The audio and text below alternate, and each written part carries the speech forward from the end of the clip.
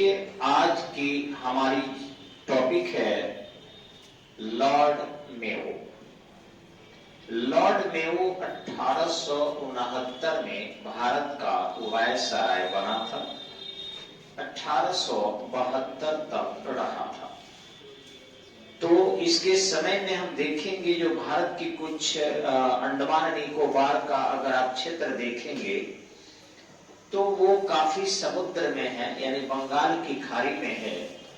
और लोग भारत के जो भी उस समय में, चाहे वो क्रिमिनल कन्विक्ट में शामिल हो या पॉलिटिकल हो, अंग्रेज सजा देने के लिए सबसे अच्छा जगह उसे ही मानते थे, यानी अंडमान निकोबार के सेलुलर जेल। वहां पर समुद्र का जो पानी होता है नमकीन होता है, और शायद आपको पता होगा कि 47 प्रकार के 47 प्रकार के लवणीय पदार्थ समुद्र के जल में होता है। और ताकि ये बात आप लोग की वीडियो चल रहा है तो आपको लिखने की जरूरत नहीं है, खाली सुनना है। अगर जो भी पॉइंट आपको लग रहा है कि हमें लिखना चाहिए उसे जरूर ही लिखें, ठीक है? नहीं कि टारिएगा तो फिर अच्छा नहीं होगा।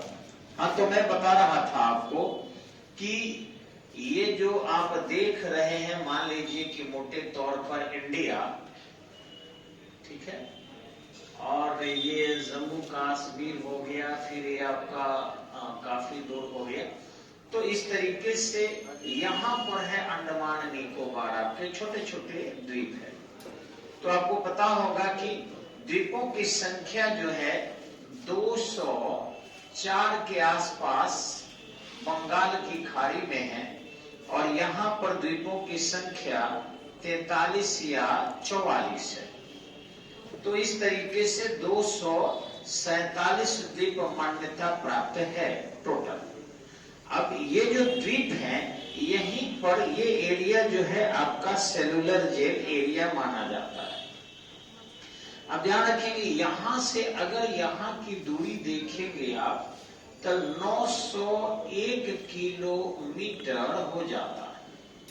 अब आप सोचिए, इतना दूर यदि कोई व्यक्ति को रखा जा रहा है, और ये सब पानी एरिया है, टोटल के टोटल आपका इस एरिया में क्या भरा हुआ है? हाँ, जल।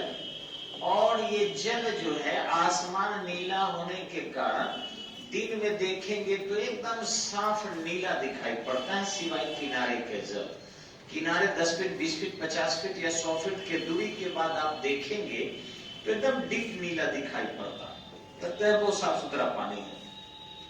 मैंने उस पानी को पिया भी है। एक गिलास पानी में अगर 6-7 चम्मच नमक डाल दीजिए और घोर के पीजिए, टेस्ट में वैसा ही लगता है। लेकिन ध्यान रखेंगे, आप लोग मत पीजिएगा, क्योंकि ये जो सोडियम क्लोराइड है इसकी मात्रा भी थोड़ी रहती है तो हम लोग पचा लेते हैं, लेकिन ये भी ज्यादा अगर मात्रा में हम ले लें तो हमारे स्वास्थ्य पर प्रतिकूल प्रभाव डालता है।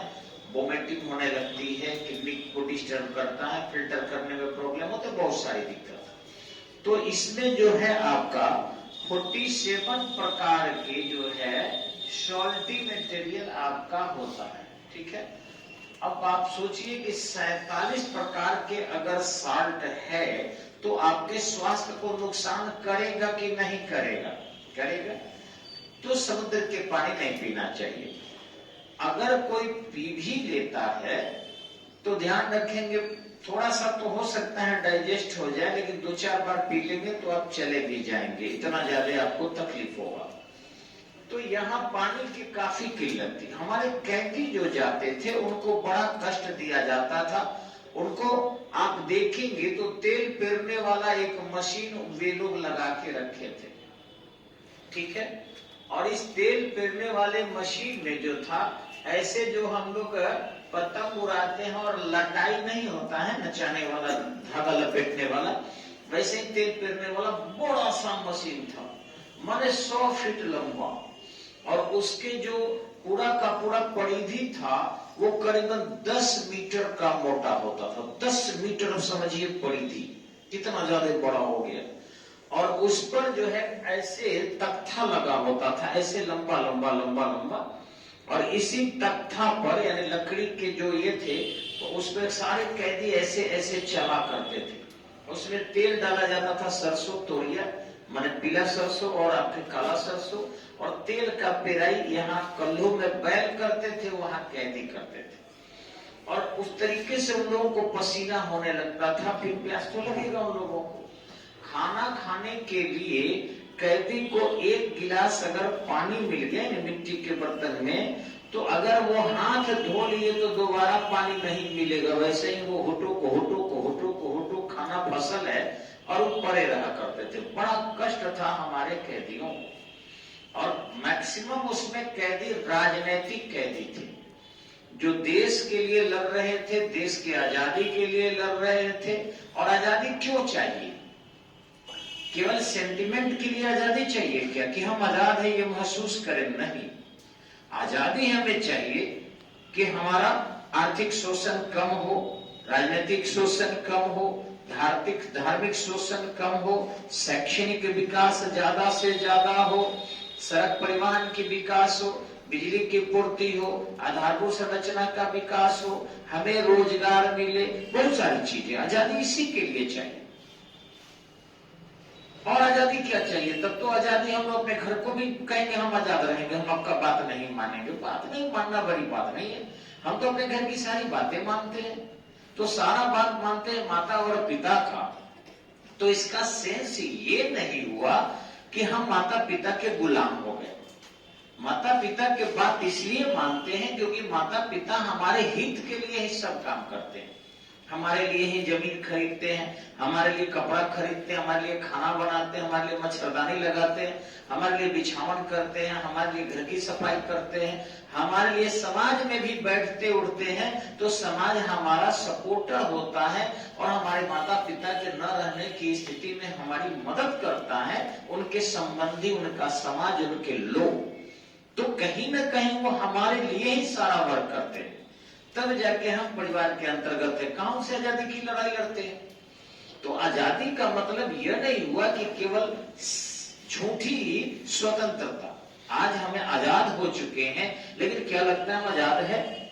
मनमाना बिजली के बिल आ रहे हैं, मनमाना जो है आपको जो मन किया ठेकेदार ठेका ले लिया और लूट रहा है। सड़क खराब, डबल डेकर बनाकर ऐसे ही शहर को जाम कर दिया गया है। क्या हक है किसी को?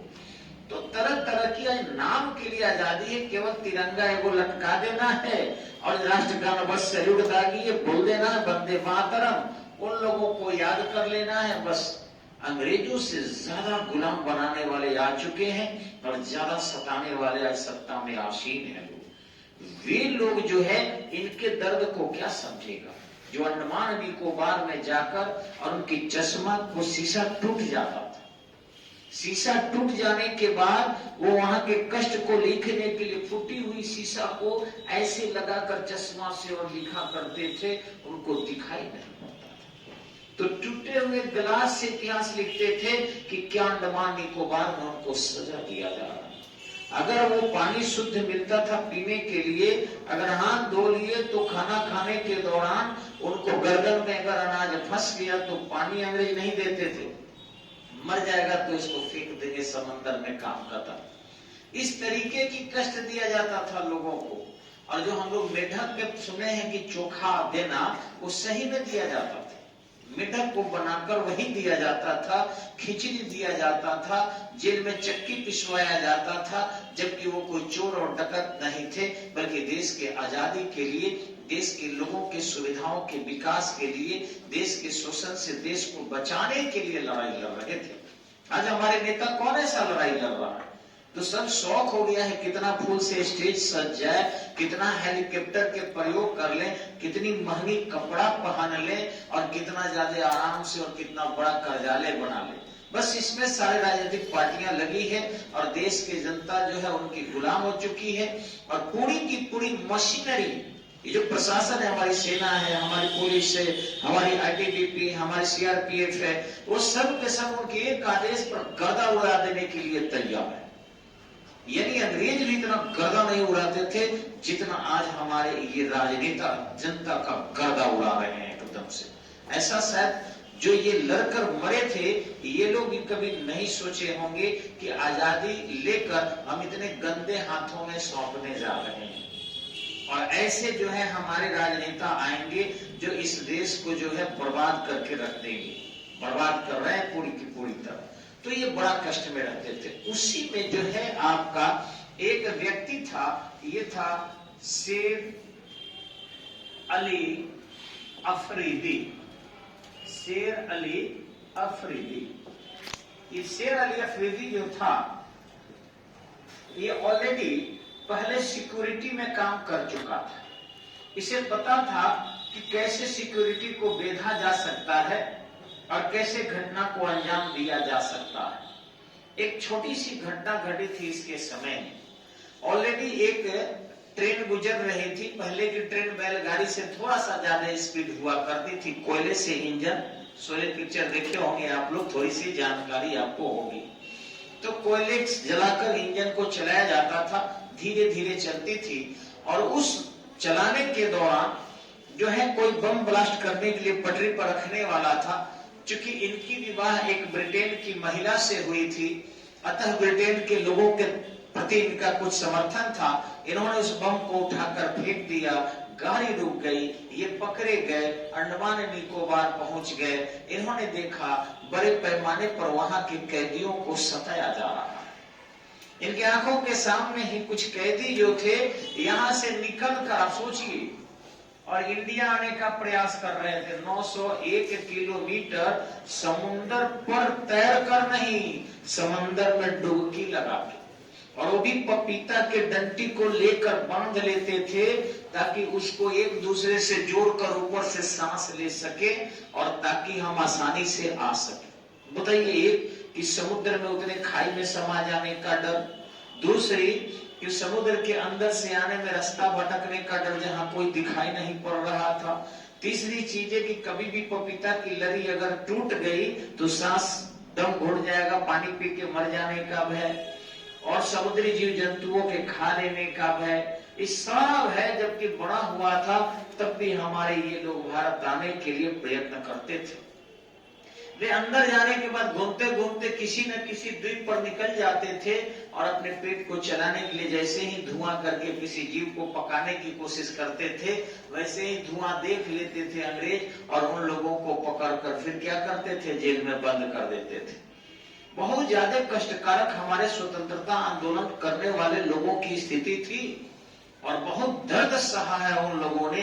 उस दर्द को एक बार कम से कम इन राजनेताओं को पढ़ा दिया जाता, या कम से कम उस पर कुछ पिक्चर बनाकर भी उसे दिखा दिया जाता इन लोगों को कि एक बार उनके दर्द को ये सब महसूस करे। ये सब गिरगिट, अगर ये सब गिरगिट नहीं देखेगा तो शायद देश को बर्बाद कर देगा, समाप्त कर देगा, और समाप्त कर ही रहा है। सब हर जगह देखा जा रहा है कि ये सब जो गरीब का भी आदमी जा रहा है ना, वो भी चूंकि कम पढ़ा लिखा होता है, देश को लूटने में लगा है, वो भी प्रतिस्पर्धा कर रहा है अपने सीनियर और पुराने नेताओं के लूटने का। उसी अनुसार वो बहक रहा है, भटक रहा है एकदम से। देश कैसे चलना चाहिए ये नहीं जान रहा। तो ये जो था, इसी सजा में ये बंद था। अब इसका जो कि ब्रिटिश महिला से विवाह हुआ था, इसका पुत्र बड़ा हो चुका था और इसको जो है मोक्ष के लिए महारानी से ब्रिटेन से पत्र लेकर आ रहा था। अब हुआ क्या, इसी समय में ये जो लॉर्ड मेयो था, लॉर्ड मेयो, इसके पास भी पत्र लिखा था कि अंडमान निकोबार में कैदियों को बहुत सताया जा रहा है, आप आइए। शायद आश्चर्य करेंगे, लॉर्ड मेयो का जन्म हुआ था 21 फरवरी सन 1822 को, और इस ढंग से लॉर्ड मेयो जो था आपका फरवरी में ही 1869 में भारत का वायसराय बना। देखिए फरवरी उसके साथ कैसा बुरा महीना चल रहा था, और इस तरीके से फरवरी में ही 1872 में उसकी हत्या कर दी गई। वो अंडमान निकोबार गया था देखने के लिए कि क्या व्यवस्था है, कैदियों को कौन सी सुविधा की कमी हो गई है। उसी समय में शेर अली अफरीदी जो था, संध्या का समय था और लॉर्ड मेयो के पुत्री थी लेडी मेवो। अब लेडी मेवो उनको बुला भी रही थी अपने डैडी को कि आप चलिए, अंधेरा हो चुका था, शाम का समय था, उस समय लाइट की अच्छी व्यवस्था नहीं थी। इनके सुरक्षा में 12 जो है अंगरक्षक लगे हुए थे। 1-2 अंगरक्षक नहीं थे, कितने थे? 12 अंगरक्षक लगे थे। इसके बावजूद भी शेर अली अफरीदी एक अंगरक्षक के ही बंदूक को लिया, जिसके ऊपर नॉब लगा होता है, चक्कू लगा होता है, उसे लेकर और क्या किया, उनको उस अंधेरे का लाभ उठाया और उन्हें मार डाला। खून से लथपथ शरीर वहीं पर धराशायी हो गया और इस प्रकार में वो नहीं रहे। लेकिन इस मेवो के द्वारा जो कार्य किए गए थे वो बहुत हद तक भारतीयों के लिए लाभप्रद था। उनके द्वारा सबसे पहला काम किया गया था कि प्रायोगिक स्तर पर उन्होंने भारत में जनगणना करवाई थी 1872। सबसे पहले आधुनिक काल में जनगणना कराने का कार्य किसने किया था? लॉर्ड मेवो ने, जो प्रायोगिक स्तर पर था, यानी कि वो नियमित सेंसस रिपोर्ट नहीं था। लॉर्ड रिपन के समय में नियमित सेंसस रिपोर्ट आया था 1881 में। ये एक बस प्रयोग था और इस प्रयोग में जो था वो सफल थे लगभग। दूसरी कि फाइनेंशियल डिसेंट्रलाइजेशन के सिद्धांत को भी उन्होंने अपनाया था, यानी वित्तीय विकेंद्रीकरण, यानी पैसा जो है केवल केंद्र के पास ना आए बल्कि प्रांतों के पास भी जाना चाहिए और प्रांत उसे अपने सुविधा अनुसार खर्च करेंगे। नेक्स्ट उन्होंने एक और काम किया था कि अजमेर में उन्होंने मेवो कॉलेज की स्थापना किया। आज भी अजमेर में जाएंगे आप, मेवो कॉलेज देखेंगे, वहां पर गजब की ट्रेनिंग दी जाती है। हमारे जो स्कूल चल रहे हैं आज इंडिया में, यहाँ भी गजब की ट्रेनिंग दी जा रही है। खिचड़ी कैसे बनेगा, आमलेट कहिया मिलेगा, बस बच्चे गांव के यही देख रहे हैं खाना कब मिलेगा। टीचर की क्वालिटी से कोई लेना देना नहीं है। एकदम एजुकेशन सिस्टम को समाप्त कर दिया गया है और पूरा भारत जो है डैमेज है। न केवल लो लेवल, हाई लेवल के एजुकेशन भी खैर इसी तरीके का हो गया है। किसी यूनिवर्सिटी में देख लीजिए कौन प्रोफेसर नियमित रूप से कक्षा ले रहा है, ठीक इसी ढंग से रिसर्च भी कहां सिस्टमेटिक हो रहे हैं, इसी ढंग से मिडिल स्टैंडर्ड के एजुकेशन भी किस तरीके का है और लोअर तो पूछिए ही मत। अब तो हमारे देखिए मुख्यमंत्री के दावेदार लोग भी कह रहे हैं बस तुम्हें 12 के अंक 10-12 अंक लाने हैं और उसके बाद दौड़ जाओ वर्दी ले लो। ऐसा क्यों कह रहे हैं आप? तो ये कहिए ना कि बस तुमको वर्दी पढ़ने के सीखने हैं, बस हो गया, वर्दी ले लो, नौकरी हो गई।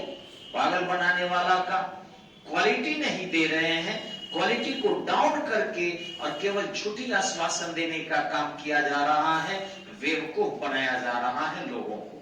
क्वालिटी दीजिए जिससे हमारा राष्ट्र तरक्की करे और एजुकेशन के लिए हमें कम से कम एजुकेटेड कंट्री का नकल करना चाहिए, जैसे आपका नॉर्वे हुआ या फिर इजराइल हुआ या फिर सिंगापुर का एजुकेशन सिस्टम हुआ, उनको इंडिया में इंप्लीमेंट करना चाहिए, न कि खिचड़ी दे देकर और फिर कुछ खाना खिलाकर बच्चों को भिखारी की प्रवृत्ति दीजिए।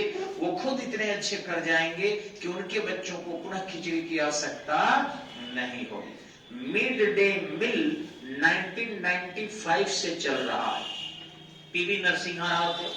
जो बच्चा 1995 में था वह उसका बच्चा अब जन्म ले लिया होगा और स्कूल पहुंच गया होगा। आप सोचिए 1995 में जो बच्चा एडमिशन लिया होगा उसकी शादी 21 साल बाद हो गई होगी ना जी। तो जो 21 साल कितना हो गया? लगभग 2016। और फिर उसका भी बच्चा स्कूल जाने लगा होगा, 5-6 साल का हो गया होगा। तो बाप भी फ्री के खाने वाला कैसा पढ़ाए कि उसका बेटा भी फ्री के खाने वाला। हमें लगता है कि उसका पोता भी फ्री के खाने वाला मत जन्म ले ले और पढ़ा कोई नहीं। बापो खिचड़ी खाया, बेटो खिचड़ी खाया, पोता भी खिचड़ी खाएगा। ये हमारा एजुकेशन सिस्टम में समझा जा सकता है। अगर उसे बढ़िया से पढ़ा दिया जाता, उसी खिचड़ी के कॉस्ट को रोक कर एजुकेशन सिस्टमेटिक दे दिए जाते, तो शायद वो बाप इतना मेहनती हो जाता कि अपने बेटे को खिचड़ी के लिए स्कूल नहीं भेजता। पढ़ने के लिए स्कूल भेजता और फिर एक अच्छा अपने बच्चे को ज्ञान दे पाता, अच्छा नॉलेज दे पाता, जिससे इस परंपरा को रोका जा सकता था। लेकिन ये परंपरा लोगों को पसंद आ रहा है, जबकि एजुकेशन डैमेज होते जा रहे हैं।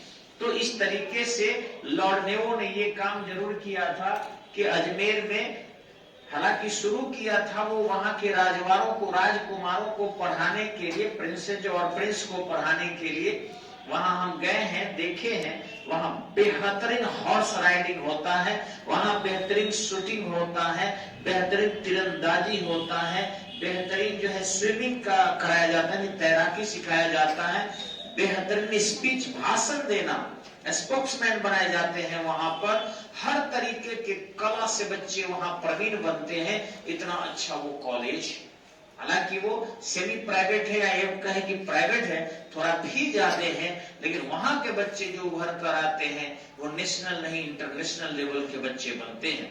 ये मेवो ने ही शुरू किया था। मेवो के द्वारा सड़क परिवहन के लिए भी अच्छे कार्य किए गए थे। मेवो ने जो ये स्कूल खोला, उसके साथ साथ हॉस्पिटल सुविधा को भी बढ़ाने का कार्य किया था। लेकिन अफसोस समय के पहले ही वो चल बसा था और इस तरीके से शेर अली अफरीदी को पुनः फांसी के फंदे पर झुला दिया गया। कैदी से मोक्ष के लिए उनको छोड़ा जा रहा था, लेकिन उन्होंने ऐसी घटना कर दी कि फांसी के फंदे तक वो पहुंच गए। ठीक है, अगली टॉपिक हम लोग करेंगे कल लॉर्ड लीटन के बारे में। उसको थोड़ा सा पढ़ लीजिएगा, फिर देखिएगा, दिक्कत हो तो हमसे पूछिएगा। आते हैं फिर कल।